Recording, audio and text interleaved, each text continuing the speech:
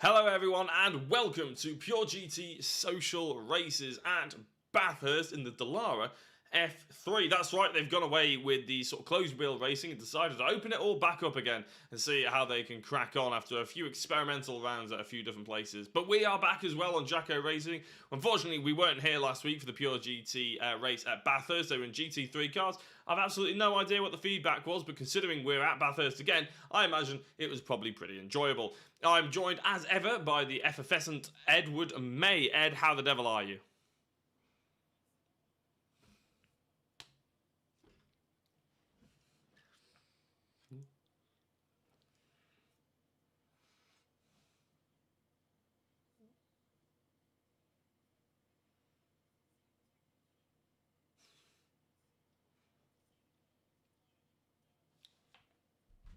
It absolutely is, yeah, and actually we're quite a way through qualifying. In fact, we've only got about 3 minutes left of qualifying, so why don't we jump into the actual grid view and see what we got cracking here, Ed?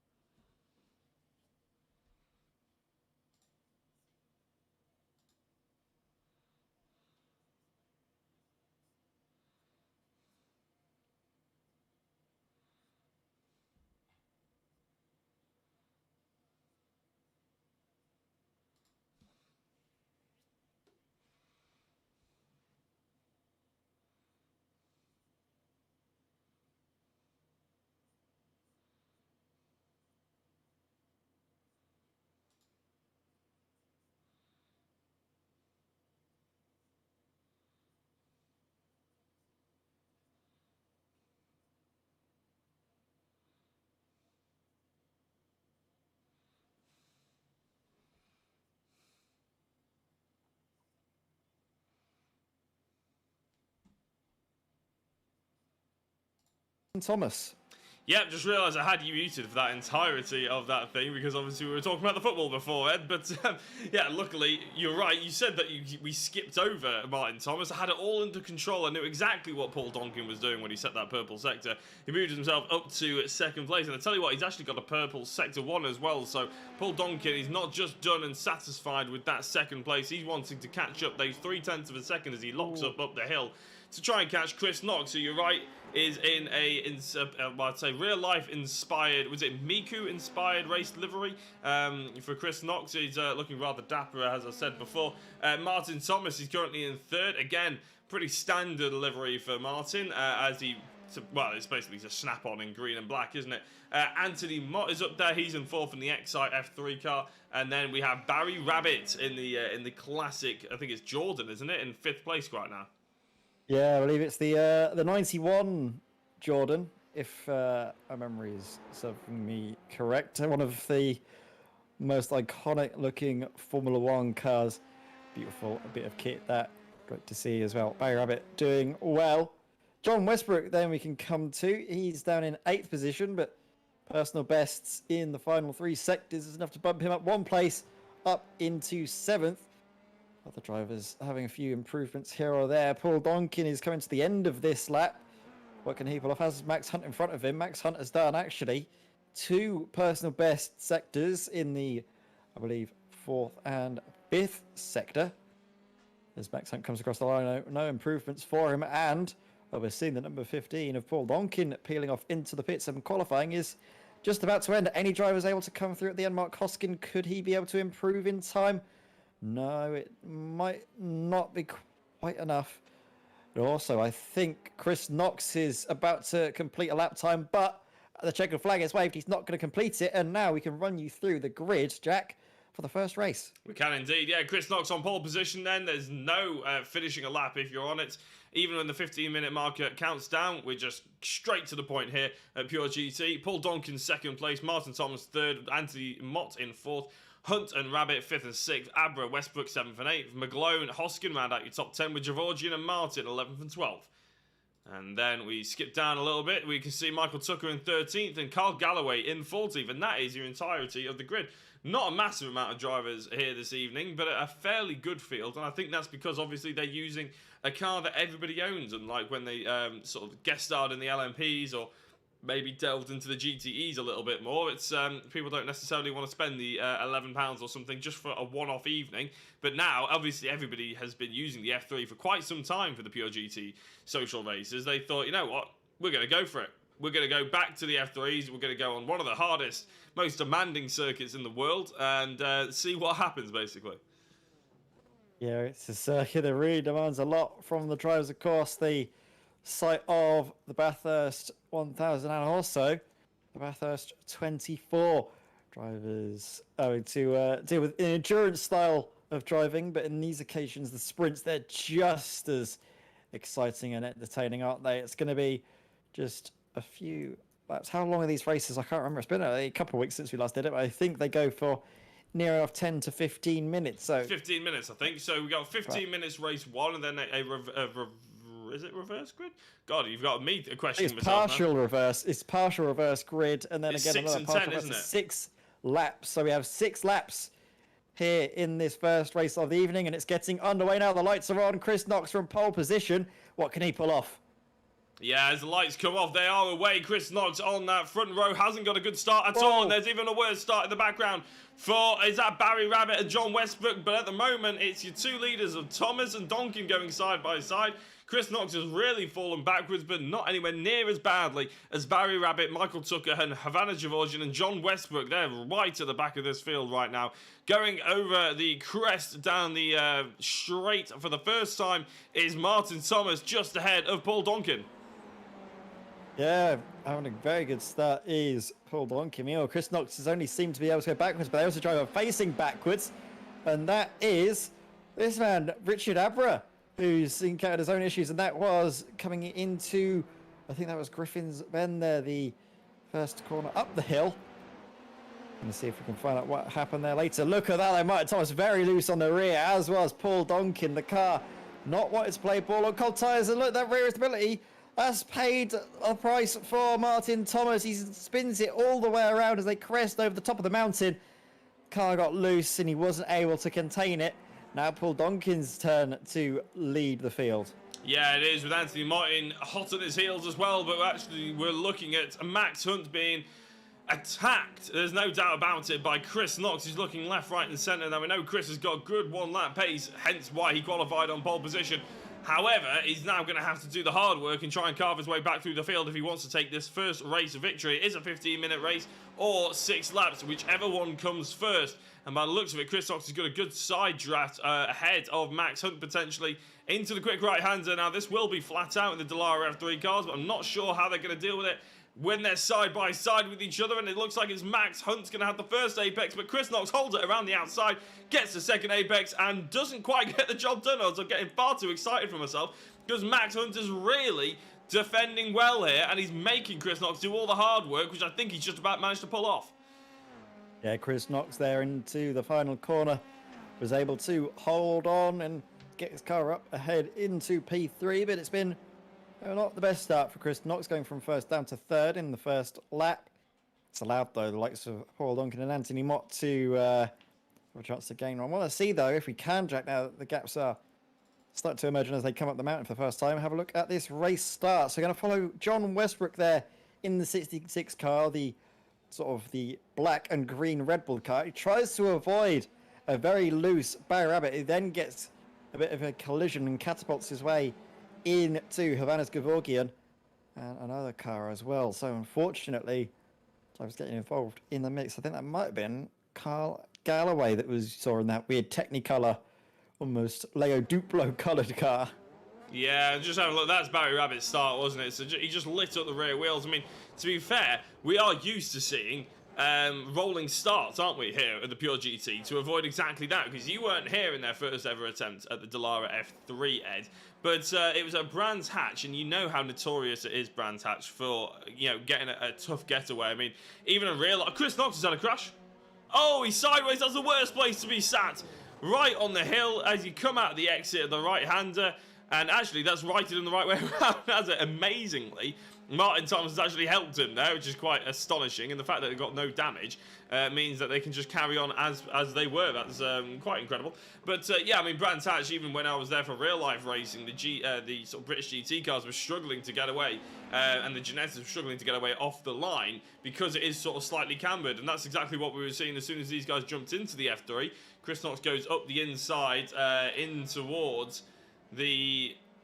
Oh no, sorry, I was about to say I thought it was the first section of the track, but actually it's the second, so that's not as easily done as I was expecting. And that's why we introduced rolling starts.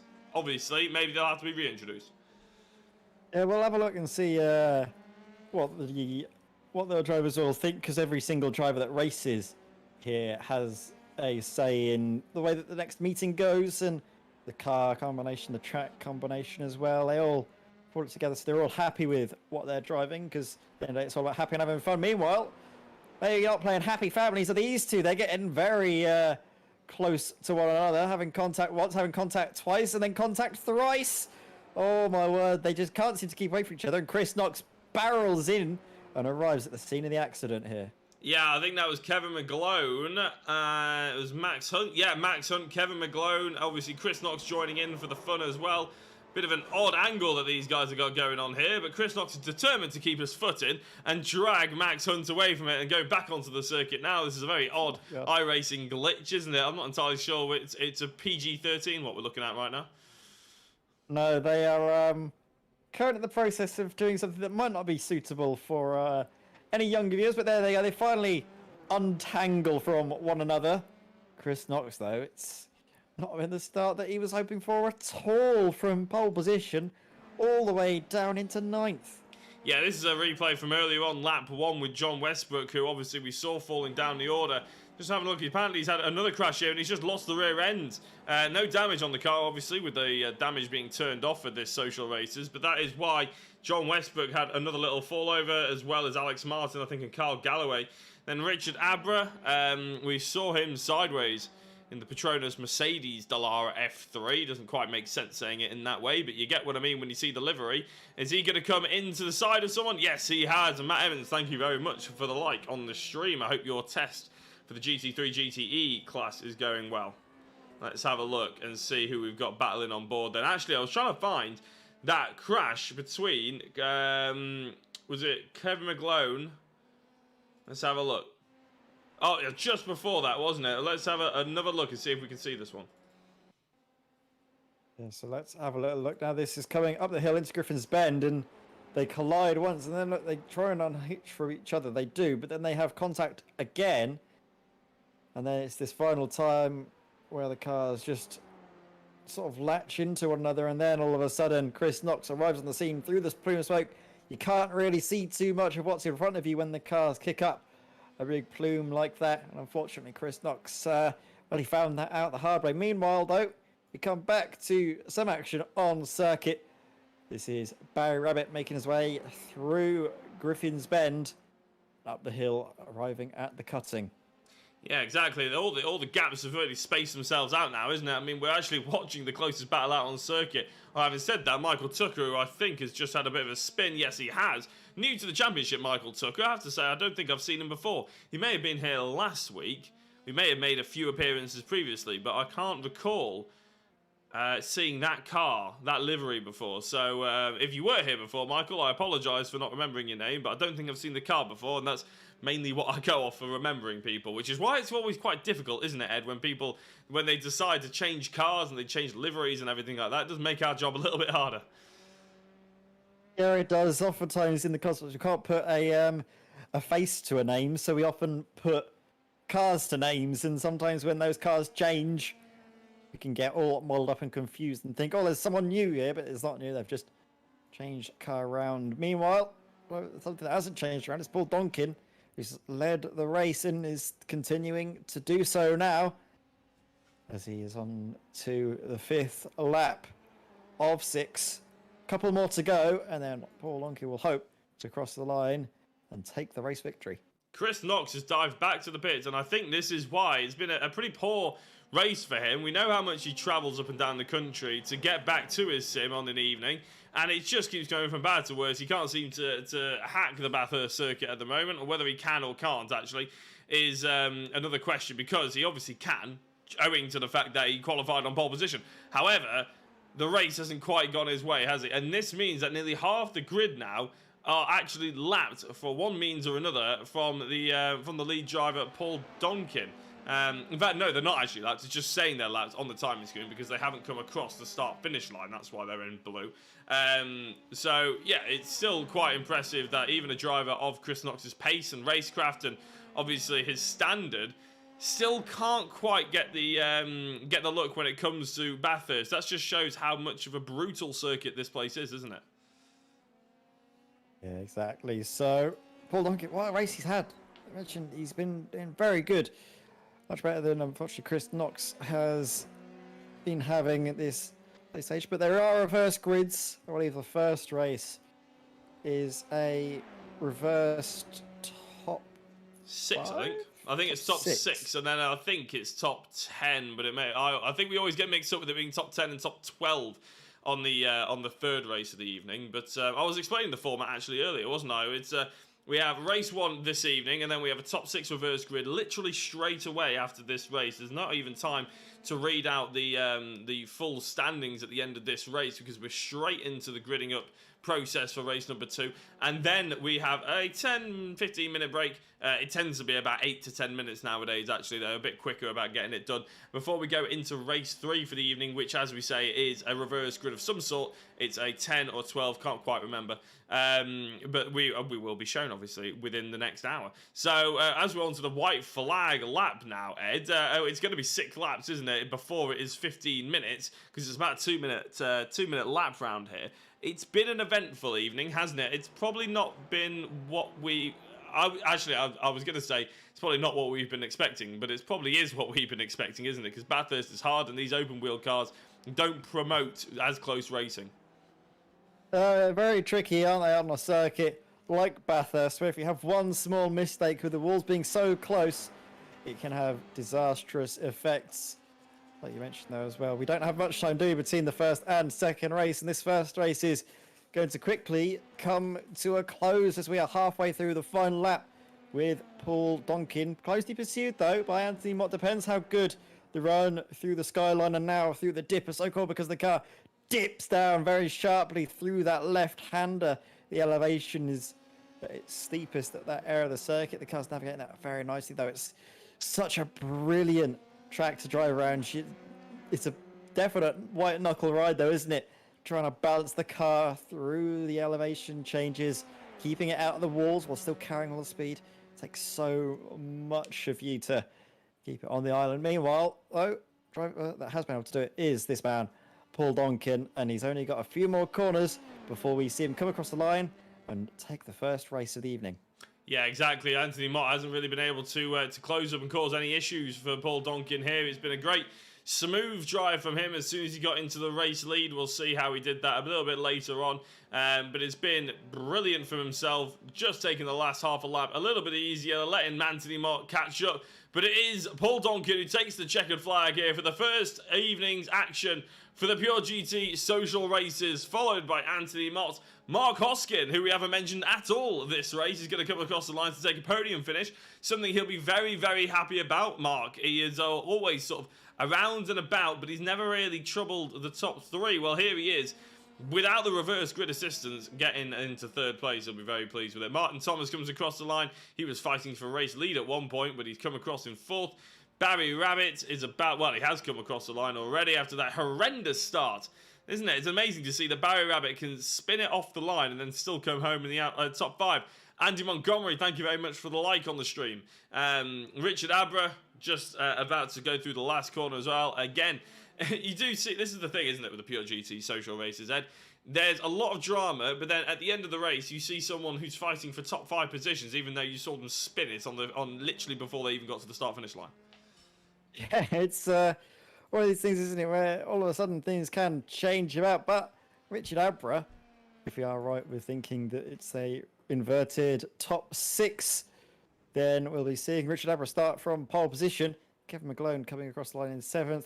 Alexander Martin there. I do love that Alpine testing livery that they used in Bahrain, the start of this 2021 season. It looks so much nicer. I was really hoping that they'd use it for the whole of the season, but unfortunately that's not the case. But lovely, lovely looking car that. Alexander Martin across the line here in 9th place. Just a few more drivers to come. Michael Tucker, and I think it's actually just Michael Tucker. It is indeed, yeah, because Carl Galloway has already crossed the line, a lap down. Max Hunt, Chris Knox and John Westbrook are all in the pits. John Westbrook, actually, he only completed 4% of one lap. And that was the first lap. So, yeah, not really anything to, not really a race to remember for him. But we can have the reverse grid, and it looks like that they've done things slightly differently, because Paul Donkin is on pole position and he just won the race. So maybe there is no reverse grid for this one. It is a new person. Apparently it's a different person sort of lining up the server. So maybe they didn't click the reverse grid button or didn't quite know how to do it. It's a bit finicky with iRacing. But anyway, let's read out the grid because we are where we are basically. Paul Donkin on pole position. Anthony Mott in 2nd place. Mark Hoskin in 3rd. Martin Thomas in 4th. Barry Rabbit 5th. Richard Abra 6th, Kevin McGlone 7th, Havana Gevorgian in 8th, Alex Martin in 9th, Michael Tucker in 10th, Carl Galloway and Chris Knox 11th and 12th, and think we've got 13th and 14th for Max Hunt and John Westbrook, and since there is no reverse grid, that is the finishing order as well, so there's no need to bring up the finishing order as basically it's on your screen right now. Yes, so we will be shortly underway now. Paul Donkin from pole position. He won the first race. Can he win the second race? The lights come on and we go racing here for the second time this evening. Oh, a loose start there from the number 4. That was Anthony Mott, who drops down the field like a stone and collides there with Richard Abra. Oh my word, himself and Richard colliding. Havana's Gevorgian gets caught up in the mix as well. Yeah, John Westbrook back in the pits for the second time this evening. John Westbrook comes into the pits. Richard Abra as well into the pits and out of the race. Several drivers falling victim of what was a very poor start from Anthony Mott. He lit up the rears, lost control of the car, and then just squeezed out. I think it was Richard Abra on the run into the first corner. And, well, as soon as the cars have contact wheel to wheel, the F3s jump up in the air and become very unpredictable at that point. So we'll hopefully see the drivers back out in the final race with a bit of a longer star race and more chances for them to make up positions. Meanwhile, look at this close fight. Michael Tucker lodged in the middle between Chris Knox behind and Alexander Martin in front. Yeah, Chris Knox, he's got to try and go a little bit calmer, hasn't he? I'm sure he won't be too keen to reenact his first race. He ended up in the pits, but he's going to struggle with that one as he locks up. And actually, Max Hunt may be the driver that sort of takes advantage of that, but he's not quite close enough. Alex Martin with a huge lockup through the left, Chris. And there we go. I've not actually saw who caused what there, but Chris Knox and Michael Tucker end up sideways. Michael Tucker there. Carl Galloway's in the background as well, trying to get himself facing the right way. Luckily for Carl, there's not many cars behind him that are very close, and he could do the three-point turn without getting in the way of anyone. But here's Kevin McGlone and Mark Hoskin. McGlone around the outside. It's a good move, a good late break there by Kevin, and he sort of got away with that one. But there was a hell of a lot of incidents, shall we say, in that first lap. We'll have a look at the back of it, Ed, in a minute, once we see how Kevin and Hoskin get on. Yeah, let's have a little look at that later on. But meanwhile, there's still fights going on, aren't we? So we have to focus for the most part between Kevin McGlone here in 4th place. And he's going to have Mark Hoskin behind. Meanwhile, Alexander Martin and Max Hunt could be in with a fight as well. Less than half a second, or actually no, just about exactly half a second now, separating the pair of them. 6th from 5th, making their way up the mountain, which isn't really actually a mountain, it's just a very big hill. But it does sound more impressive when you call it the mountain. They are ascending now, coming through Griffin's Bend. They're up to the cutting. You need to be able to turn in absolutely perfectly. Don't want to run out too wide as you make your way up through Griffin's Mount into Red Park and then Sulman Park, McPhillamy Park, which is the highest point of this circuit. Then it's all downhill from here, plunging your way up here, highest part, McPhillamy Park, and then all downhill as you make your way into Skyline. Skyline is so named because, well, you can see all of the Skyline as you start to plummet, but also named after the old Nissan Skylines that we used, I think, way back in the 90s that dominated the Australian touring car scene to such a great degree that they were just above all else. Brilliant cars. And then as they make their way out of Forest Elbow here, it's a long run, isn't it, down into the chase. Yeah, Anthony Mott's actually, it wasn't the best run for Max Hunt through the mountain, was it? Because Anthony Mott has managed to catch back up with him, and it looks like he's going to be going for a move on the inside. That will mean he's on the outside for the chicane coming up, but it looks like he's late enough on the brakes that he closed the door. He didn't close the door, he absolutely slammed it shut, didn't he? And Max Hunt has had to just come off the throttle and back right up. Yeah, closing in. Oh, there's a lock-up, though, further in front. And there's a collision. Collision between, who is that? Kevin McGlone and Alexander Martin. Oh, my word, Jack. What happened there between the pair of them? We saw just a puff of smoke, and then they were off. Yeah, I'm going to try and find that one. So here's Kevin McGlone's point of view, and nowhere near each other, really. I think Alex Martin's behind. In fact, they are behind. As Kevin McGlone goes into the corner. Oh, over-rotates the rear there. And how on earth did Alex Martin get involved with that one? Oh, he just went off in sympathy, did Alex? Just missed the braking zone. No contact between them. Chris Knox nips through. Sort of very interesting couple of events there. It's almost like there was oil on the circuit, even though that wouldn't have happened because it's iRacing. Just going to have a quick look at the green flag as well from Anthony Mott's perspective here. It's not going to be pleasant viewing if you're Anthony Mott watching this back, but a huge amount of wheel spin. And still wheel spinning, and then he's sort of in the middle of the road, really. But then he comes back across onto the racing line. I would give him, there's a touch of netcode, but he was always going to make contact, I feel. Unfortunately, it ended an awful lot of people's race a little bit early.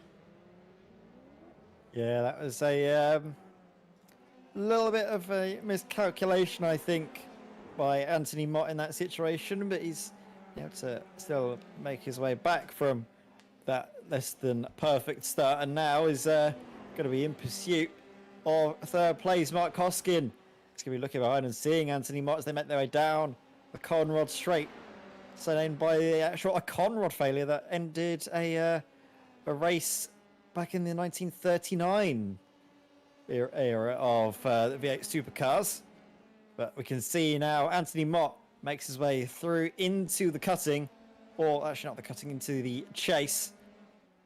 And Anthony Mott up into third place now. Mark Hoskin and Max Hunt, they might start to battle, though, depending on how fast Anthony Mott is able to make his progress up the field. Maybe not if he runs wide out of the final corner like that, because all of a sudden down the inside the 666 is going to go for it, but backs out of it right at the last moment. Yeah, probably if he had a little bit longer straight, maybe a couple more meters, he would have looked up the inside there, but he actually... Anthony Mott really got away with the fact that it's such a short pitch straight, isn't it? The sort of start-finish straight, I should say, even. It's such a short amount of track that it's not really got a good enough amount of overspeed to get into the first corner up the inside. It's amazing, really, isn't it, Bathurst? Because if you went to someone now and pitched the idea of putting such a mega circuit on the side of a hill where you're going to host WEC events and sort of international endurance events as a whole, basically, as well as touring car events for your national circuits and Aussie V8s and all those sort of things, you'd be laughed out the room, wouldn't you? Even the Australians nowadays wouldn't actually be brave enough to make this track from as good as it is if you were to build it in the modern day. It's quite sensational. And if you listen and you sort of watch and you hear about a lot of the BTCC drivers, a lot of the time, it's their favourite circuit that they want to go and visit. There was a crash there. Not entirely sure who was involved. Mark Hoskin and Max Hunt. There's been so many crashes, to be honest, that we sort of lost track of which one was which. But we'll have a look at Mark Hoskin's point of view of this one. Was it just a collection on the wall here? He pitches it into the right, runs a little bit. Oh no, he gets hit at the backside by Max Hunt, and I'm not sure. What's your perspective on that one, Ed? Was Max Hunt okay to be taking that much speed in, or Hoskin taking the right lines? You can see Mark Hoskin here. There's a big gap between them, and then all of a sudden, I think it was just an issue of maybe Max Hunt misjudging the speed he needed to take into the corner. You can see as well the car doesn't have the downforce, doesn't have the ability to slow down. That could be dirty air maybe affecting the car in a certain way that you're not having the air coming over the car to help slow you down. You're carrying more speed. You've got to brake a little bit earlier. Might have thrown Max off his line slightly. It just seems to me like a mistake on the part of Max Hunt there. One person who hasn't put a foot wrong in either races, though, and it's the only driver really to not have moved from the starting pit box, basically, is Paul Donkin. It's been fairly sublime drive by him. He hasn't been phased at all up the mountain. I think he's been practicing, hasn't he?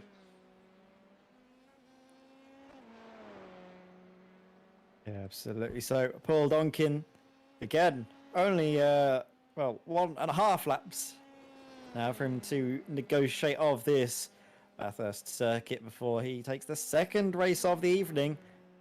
And then depending as well if the final race has any partial reversing or not, he might be starting on pole for the third race that will happen in a 5-minute intermission following the second race. Yeah, absolutely. We'll see if they've been able to actually put that intermission in. Otherwise, we may well be just going straight into the third race of the evening. We'll obviously be able to find that out in the next couple of minutes. But there's still this battle between Max Hunt and Mark Hoskin, isn't it? Really, it's the closest thing that we can see. And just like the first race, the spaces are really backed out. Oh, Max Hunt just gone straight into the wall. And, well, I was about to say that's the closest battle that we had. And everybody has spaced themselves out. Well, that's absolute codswallop now, because there is a battle still involving Max Hunt, but it's now with Martin Thomas, who's about to go by him because of such an awful run down to the elbow. Yeah, so let us watch them now coming down into this right-hand kink going through the chase now. Max Hunt tried to send it around the outside. A blinking car on the inside. It's going to always be a worry, but that's going to turn to the outside, and I think Martin Thomas in that 75 black and green car decided to back out of that maneuver, which is very wise if you're being held around the outside there. Oh. Difficult to get it to work out, but Max Hunt, well, he makes a mistake, and now he's got to do it all over again on the final lap. Can Max Hunt find a way past Martin Thomas for the second time now? Yeah, well, I think there was a little bit of contact of netcode there as well, so actually they probably both got away with the fact that they didn't end up just flying into the pit wall then, but yeah, it's always difficult, isn't it, when you're racing against a driver who's blinking in and out of existence. I don't think it's any secret, Ed, that your internet connection is not the best. You've probably been the person blinking in and out before now. But what is it like to race against someone who's had that problem? Yeah, it's been very tricky to have the internet, but also when racing against other drivers that are blinking out, you're always so worried about what they're going to do. It's the unpredictability that's the main factor, and then all of a sudden that can start to make you encounter a few mistakes. We see a mistake here from Havanes Gevorgian that was coming through the final corner through Murray's, and well, he ended up deciding to take a trip to the pit lane. Meanwhile, this driver is going to take a trip across the line and take a trip to the top step for the second time this evening. 5 seconds between himself and Barry Rabbit, an unassailable gap as we come into the final few moments of this second race. It's going to be Paul Donkin to take his second race win on the bounce. He's going to now look for the grand slam of the evening, I'm sure.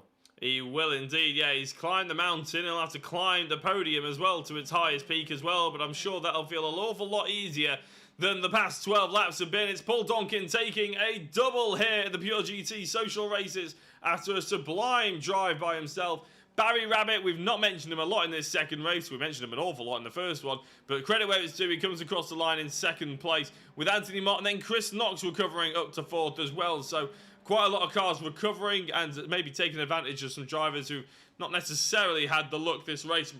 Mark Hoskin podium in the first race. He came home top 5 in that one.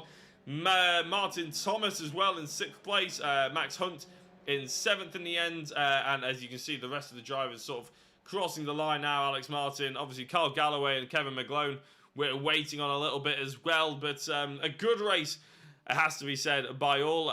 They clearly enjoy the Bathurst circuit. They enjoy the challenge, perhaps, as well in these F3 cars. But the problem with the mountain, Ed, is there's just not that much time and space and speed to actually get the aero working for you. No, isn't it? It's so difficult to try and get it to work, especially coming through some of the slower speed corners. Like you mentioned, you got Forest Elbow that arrives onto the Comrade Straight, and then the first two corners, Murray's and Hale Corner.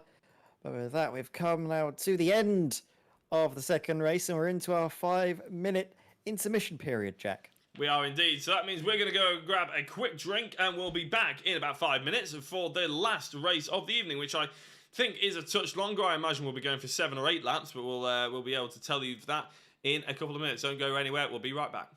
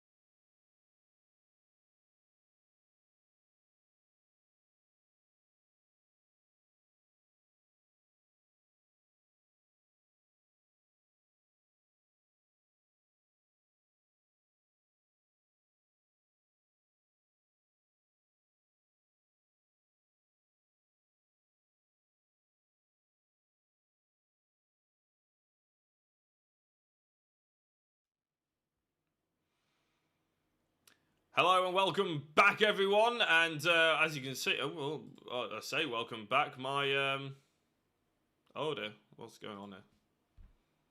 Oh dear. Okay, 1 second, everybody.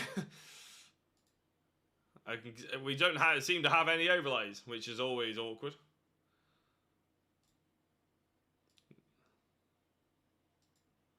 Yes, that's very good for you, Ed. Ed has overlays. but it won't be so useful for those at home. So we're going to take a quick minute's silence, not to pay out of respect or anything, but just so I can try and figure this out. Well, in fact, Ed, you can talk then if you want.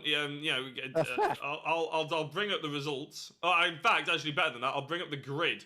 There you go. Oh, we got things. We got overlays. Hey, okay, we're done. Fantastic. So, as you can see, Anthony Mott's on pole position now, which Barry Rabbit in second place, Paul Donkin in third, which I think means it's a top 3 reverse grid, which doesn't seem like it's worth that much, but hey ho, this is where we are. Chris Knox in 4th, Mark Hoskin in 5th, Martin Thomas in 6th, Max Hunton 7th, Alex Martin 8th, Carl Galloway in 9th, Kevin McGlone in 10th, Havana Chavogian in 11th, Michael Tucker in 12th, and then 13th and 14th is Richard Abra and John Westbrook. Well, after that, slight scare that we wouldn't have any kind of overlays, which is always fun. We do actually have racing to be coming on with, and there's 8 laps of it as well for this feature length race. So 2 more laps than there was before. But there's the same amount of lights, there's the same amount of drivers, and there's the same amount of engine noise coming through your screen right now because we're about to get racing for the 3rd time here on this Wednesday evening, and it's a bad start again by Anthony Mott and another absolute flyer by Paul Donkin, but he's had been held around the outside. Barry Rabbit this time, he's finally got the curse of the race start away from him, and he's into 1st place. Yeah, now that he's into 1st place, can he hold on? Well, he's going to be trying to see what he can do. Meanwhile, Paul Donkin is looking for a move potentially on Chris Knox coming into Griffin's Bend now. They go for the first time. Oh my words, massive accident in the background. Martin Thomas spinning around like a Beyblade, but he finally gets it in the right direction and then goes for a final little spin. What on earth kicked off all of that though? It was maybe a little bit of contact, and all of a sudden, look, Paul Donkin's involved, so is Chris Knox, and what was our race leader? Barry Rabbit. My goodness, people. Can't you keep it clean for the first lap? And also, I love the reference to Beyblade as well. What a show that was. Yeah, that is absolutely carnage for a few drivers there on the start. Martin Thomas obviously getting speared into the wall, left hand down almost. So I'm sure we'll be able to have a look at what happened to him there. But Alex Martin in 2nd place has just gone past our race leader, Anthony Mott, because Anthony Mott is... Sorry, no, it wasn't Anthony Mott. I'm struggling to see what... No, it was Anthony Mott. I'm very confused at who was facing sideways just then, but I'm going to try and get it. But essentially, the upshot of it all is that Alex Martin is our race leader now. Mark Hoskin is back up into a podium position. Anthony Mott is in 3rd place. Carl Galloway in 4th, and Barry Rabbit is now in 5th. Yeah, lots of drama in the opening phases. Alexander Martin, though, he's not going to be in the lead of the race for much longer, as down the inside through the chase goes Mark Hoskin. Although around the outside, all of a sudden, can he hold on? Just about, he's going to have his car on the inside. They're still going to be wheel to wheel here, coming into the final bend. And on the inside, you could expect Alexander Martin to hold on for 1st place. So, Alexander Martin leads the race ahead of Mark Hoskin. Anthony Mott in the background is looking, at least looking eagerly at this fight, hoping that they still keep fighting with one another so that he can arrive on the scene and have maybe a chance for glory later on.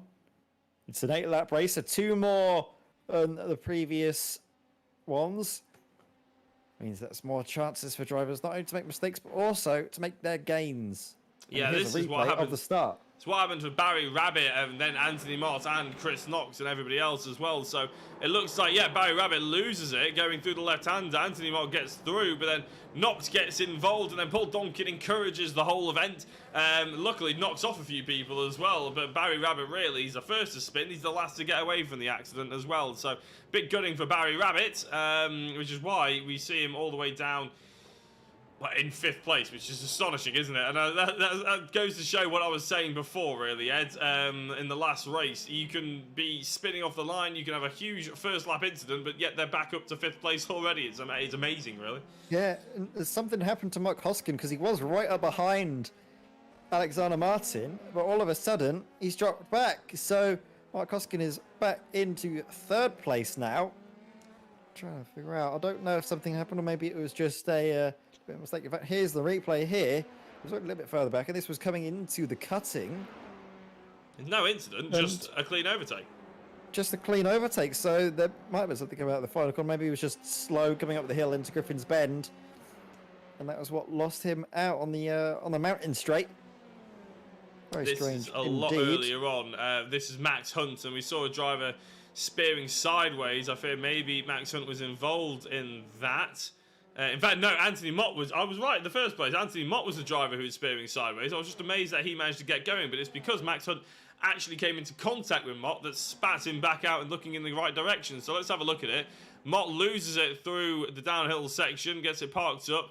Just probably the iRacing sin of not holding his brakes, waiting for everybody to go through, and just carried on trying to accelerate onto the apex. But he got away with it. Max Hunt didn't quite get away with it, which is why Anthony Mott is up to second place and Max Hunt's down the 8th. Yeah, it's been a relatively high attrition race, hasn't it? Considering there's only 14 drivers, that quite a lot have already been involved in incidents and are out of the race. Meanwhile, look at this little battle we're seeing. Side by side through the chase. Martin Thomas sweeps his car around the outside, takes a little bit too much mustard on it. It goes over the grass, but then recovers and up into 8th place. Is he going to be vulnerable for a move down the inside? A late cover off against Max Hunt. Max might have been felt a little bit aggrieved by that, but he's going to be able to get all of the slipstream, all that lovely slipstream coming out of Hell Corner all the way up the mountain straight. Yeah, maybe did have a little bit too much mustard on that one, but it was pure English mustard because he went back on the defensive as soon as he lost out. None of this French mustard, he would have rolled over and given the place away. Max, that's far too on the line, isn't it, really? Thank you for the like, Mike Tucker, on the stream as well. Max Hunt's looking all at the inside now, and there's contact, and that was almost inevitable. Was there a space, Ed, in your opinion? I tell you what, who's gone through there? Paul Donkin. Very pleased to try and unlap himself at least once on these two drivers. But look at that, Martin Thomas is actually beached on the curb on the apex there. That's going to be a real problem. He's going to have to try and spawn back to the pits because we're about to have Alex Martin about to cross the line. In fact, look at that. Isn't that sportsmanship for you? A little nudge off there by Max Hunt, I believe that was, just to try and get him off. He's out of the race because he was driving backwards on a live racing circuit. And he's been disqualified. That is quite sensational. Look at it here. Now, I'm going to slow it down and dissect. Is there enough room there? I think there is on that initial move. But Martin Thomas, I think, just comes back across and maybe goes to close the door. But I think, actually, Hunt is well within his rights to be there. I think, though, Hunt as well is carrying a lot of speed into the corner. I don't know if he was ever going to make it with the pace he took into it. Maybe a bit can be said for both drivers playing their part in that incident. But then what happens next? Max Hunt goes back to help out a very beached Martin Thomas, but he's driving backwards all the way. He's driving backwards quite a lot. We're going to see on board with him now. He collides with the car ahead, helps him out, and then poofs out of his distance because he's been driving backwards and he's been disqualified. Yeah, and we cut to Martin Thomas as he's still hitting walls on the left-hand side. Mike Tucker has apparently dropped out of race 3 because he, in his words, he ran out of talent, apparently. I don't think that's quite true, Mike. I think everybody's been struggling with Bathurst. It's an extremely tricky circuit. You've actually raced here a couple of times, haven't you, Ed, I think, in sort of endurance-style events. Or at least you practice on here, I'm pretty sure you mentioned when we were covering some MX-5 racing. It's a difficult one to get the hang of, isn't it? Well, oh, Ed, are you there? Oh, I am here. I think I'm here at least. Yes, I can hear you now. Bit of a moment, but like you said, yeah, I think you mentioned about. Oh, I'll put a pin in that thought because Carl Galloway, a mistake, seen him into the wall. It has done indeed, yeah, and you're cutting out a little bit more often than not, but we'll try and keep with you, Ed, for the rest of this lap because we're about halfway, but Carl Galloway luckily just about gets away with not colliding into Kevin McGlone. Let's have a look at what happened to him. Just going through the left-hander here, down the hill. Tricky braking zone, this one. You don't want to overcommit your rear end. And, well, he just went, he didn't overcommit his rear end, he overcommitted too much speed, didn't he? Yeah, too much speed into Forrest's elbow. Actually, the corner is named after a motorcyclist, a motorcycle driver called, I believe it was Jack Forrest, who, when he was driving around this circuit, would always sort of lean so far to the left that he'd actually scrape away his elbow, and that's why the corner is named after Forrest's elbow. I tell you what, you can tell that you've done some endurance championship commentary around here, can't you? Because you're spitting out all the facts right now. I've never, to be honest, Bathurst is one of those tracks that I've never actually learned all the names for on the circuit, which is why I just say left-hander up the hill and all that sort of thing. But you're coming out with all the facts. That's astonishing. I just assumed it's because you were coming out of a forest. Oh, it's named after Forrest with 2 R's, like Forrest Gump, but not obviously named after a teacher character of that film. Meanwhile, Carl Galloway, this is coming up through Griffin's Bend, and do you want to know why this is called Griffin's Bend? Go on then, we've got a couple more laps. This is Griffin's Bend, named after the mayor of Bathurst in the end of the 1930s. He actually was the one who conceptualized the idea of a racetrack coming over the big hill over here. And this corner was actually named after him, and it's been a nice little way to pay tribute to the man that's allowed such a bonkers circuit to, well, be created. It is indeed, yeah. It's spitting out all the facts. But, I mean, with such an iconic track, you want them to have iconic and meaningful sort of corner names, don't you? You don't want any of this turn 1, turn 2, turn 3, turn 4, anything like that. You want it to have actual racing names, which is always why it's quite nice to visit the likes of most of the English tracks. They all have actual names on their circuits for their corners, don't they? And like a lot of the sort of new F1 tracks where, say Singapore, for instance, on the F1 calendar, is just a street circuit, so they call it turn 1, turn 2, turn 3, turn 4. Whereas like Monaco has a rich history, even though it's sort of a street circuit, so they have actual names for each of the sections. I think it's something that it helps add a little bit of soul to the racing and the racetrack as well, especially historical ones like Bathurst and everything like that. They add a little bit of something different, and I think that's why people love going back to the likes of Imola as well for the F1. It just sort of adds, you know, when you've got corner names to be shouting out and they're beautiful and stuff like that, like at Imola, there is something a little bit extra that gets added to the razzmatazz of racing. Yeah, exactly. It's so good, isn't it, to have all of these corner names. Like you mentioned, a lot of the British tracks have named after sort of different drivers or places nearby as a sort of source of history, but quite controversial. I don't actually, I'm not too fond of the names that Snetterton has for the 300 layout on the little infield because they seem artificially named. They're not named after any historical events. They're just named after famous racing drivers that might not even have much of a connection to the circuit. I'm not sure how you felt about that. Yeah, I know what you mean, as these two are actually going so very, very close to each other. Martin Thomas and Barry Rabbit. This is the final race of the evening, so I suppose you might as well go all out and try and attack as best you can. Katie Eames has said, would there be anybody racing if damage was left on? And I don't think there would be, Katie, because I think everybody... yeah, I'm actually looking at the timing tower, sort of casting my mind back over the last 6 laps, and I think there is a contact for at least every single driver that's been out on the circuit right now, which is quite sensational, wouldn't it? I think Michael Tucker would probably just, you know, reconnect to the server and jump back out in the car just to complete one lap. He'd probably end up winning the race. But yeah, no, I think the Snetterton circuit corner names, I suppose, yeah, because you got the likes of Hamilton, Wilson, Nelson and Brundle. Coram. I'm not sure what Coram's named after, but that's probably the one that you'd say maybe that's sort of the big one that, you know, you could argue would be historically named, just because I can't think of anybody else called Coram who they might have named it after. No, I'm Bombhole. There's Bombhole. There is Bombhole at Snetterton. That's one of the corners that sort of is, I guess, the exception that proves the rule in that sort of situation. But then the thing is that you've got a corner at Snetterton called Palmer. Yeah. He named it after himself. Yeah, well, he didn't actually. He named it after his son, who he then pushed to F1 and was awful.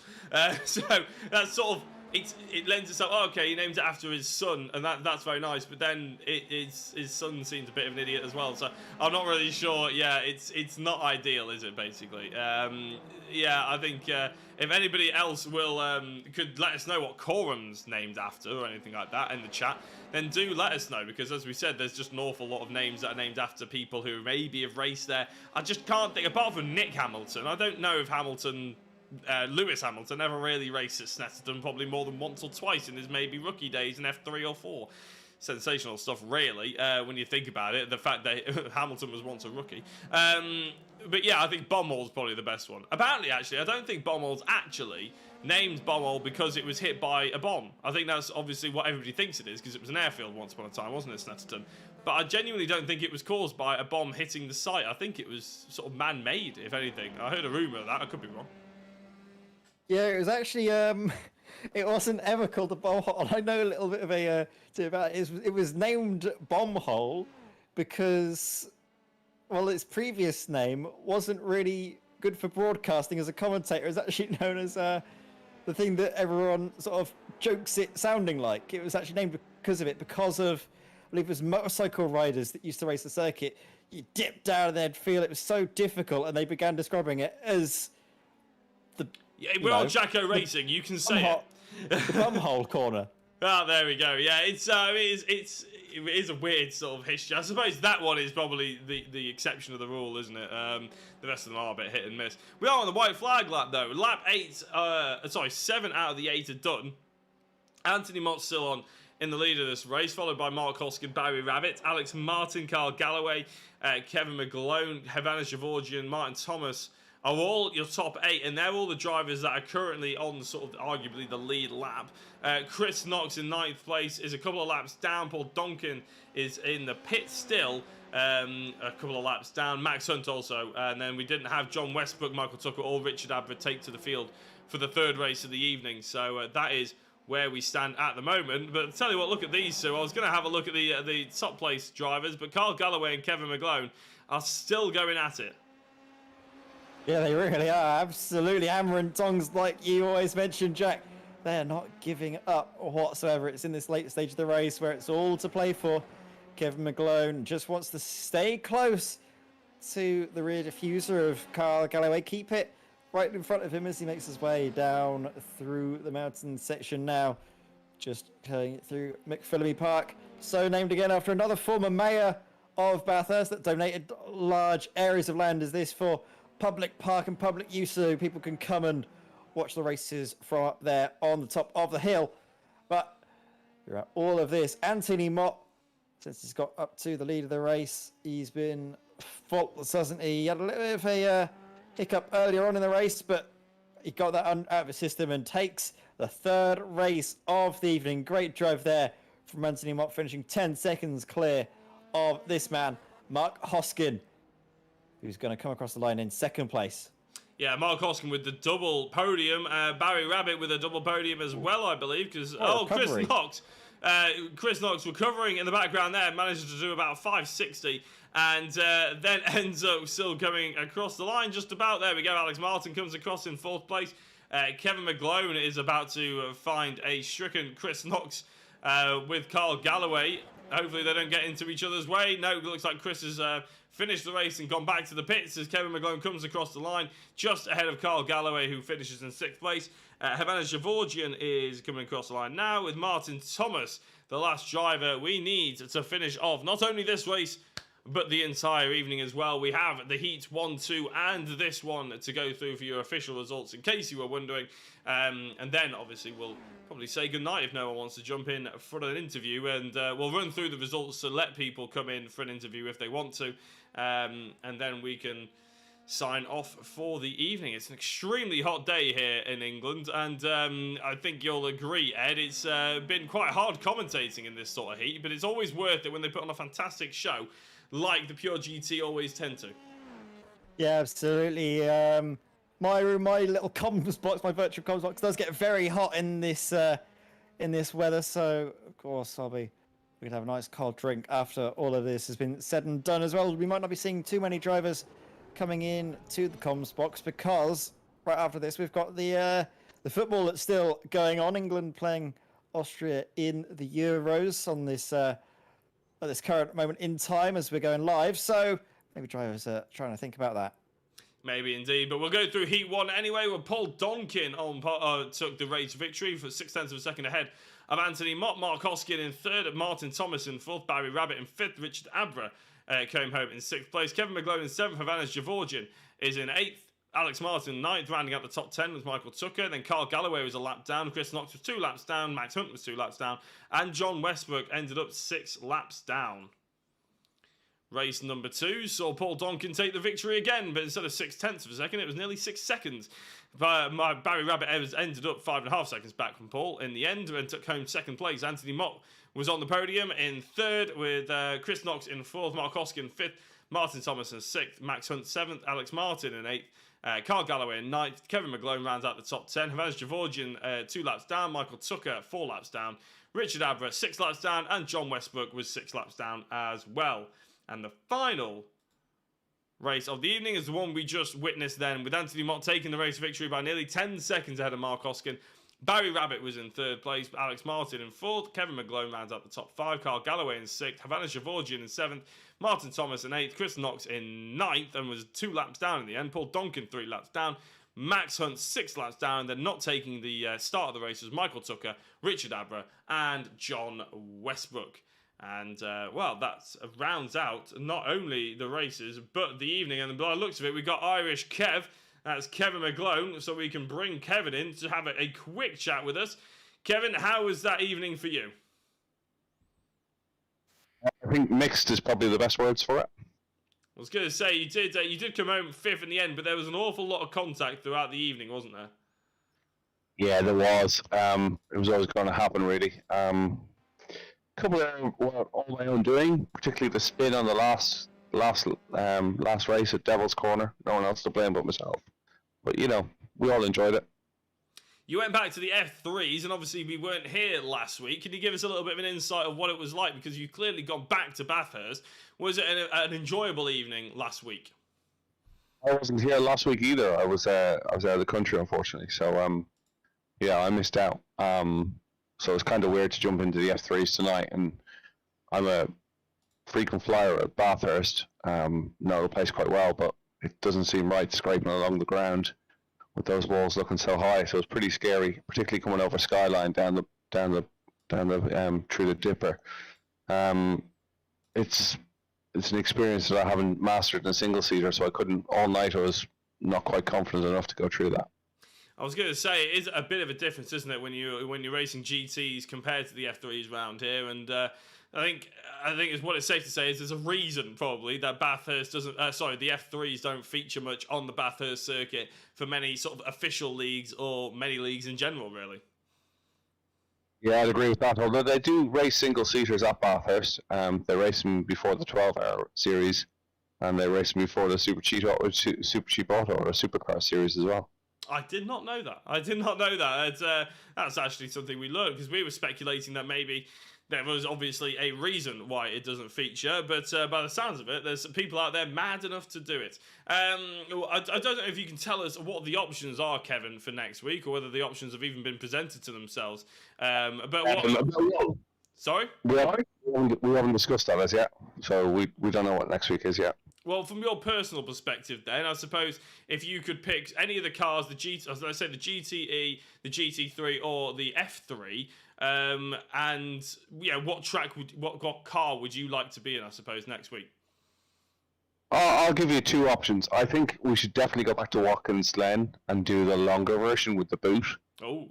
And I think F3 or GTE would be quite interesting in that. Yeah, I think bit of aero.